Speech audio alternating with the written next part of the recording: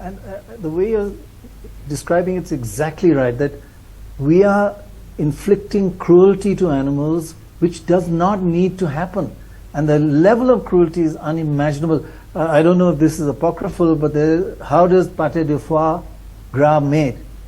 They take geese, they put them in a room, they shut the room, and the geese get thirsty, and instead of feeding them water, they feed them brandy, till their livers become full of cirrhosis, and that is the liver you use for pâté de foie gras. The animal suffers and dies just to give us pâté de foie gras.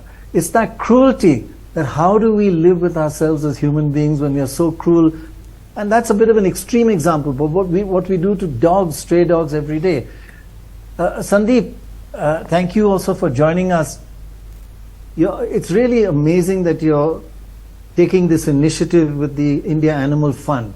And you've often described it as a kind of Amazon for animals. If you can just tell us, how does the Indian Animal Fund work, and how does it really help the cause of animal welfare directly? Absolutely. I will. Thanks, Pranay. I should clarify, it's Amazon the platform and not Amazon the river. But right. But back to being serious. The India Animal Fund is really a donation platform that connects donors with NGOs. I see. And these NGOs cover various topics. They cover various aspects of animal welfare, including farm animal welfare, which we spoke about, rescue and relief, law enforcement, and so on. It is quite paradoxical that while on the one hand, we've noted that the scale and intensity of animal suffering is perhaps an order of magnitude greater than human suffering, the funds available for animal welfare are woefully small, a drop in the bucket. There was a recent report by the MCA that suggested that less than 0.5% of all CSR funds were devoted to animal welfare. And that is surprising. So one of the main focal points of starting India Animal Fund was to really mainstream the issue and bring it front and center, away from the shadows of human welfare, which is where animal welfare is often situated. Right, so you get donors' money and you give it to these NGOs all over the country, and you're saying that what we spend on other aspects, our CSR, is 200 times what we spend on animals and animal cruelty, and that's a reflection of our society. If we're kind to animals, it's a reflection of each one of us. Now, you're on the board of Give India, and we've worked with them, and there is a wonderful organization.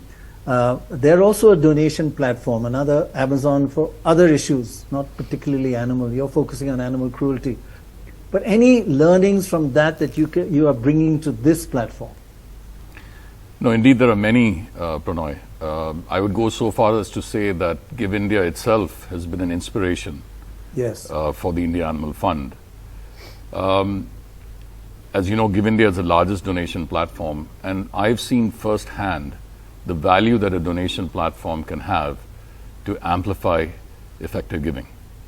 Right. In so many ways, I feel a donation platform for animal welfare is perhaps even more important, because when you look at the NGOs in the sector, they are much smaller, less organized, more fragmented, and they have a greater shortage of talent, of capacity, and of the ability to fundraise.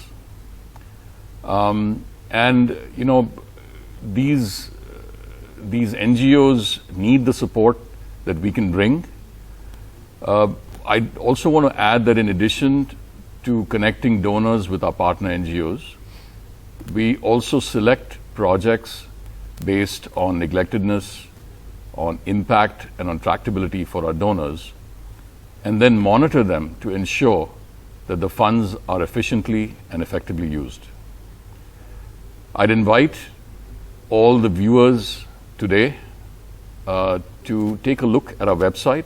It's a fledgling website, and go through the various causes and projects and maybe select one or more that they may want to contribute to.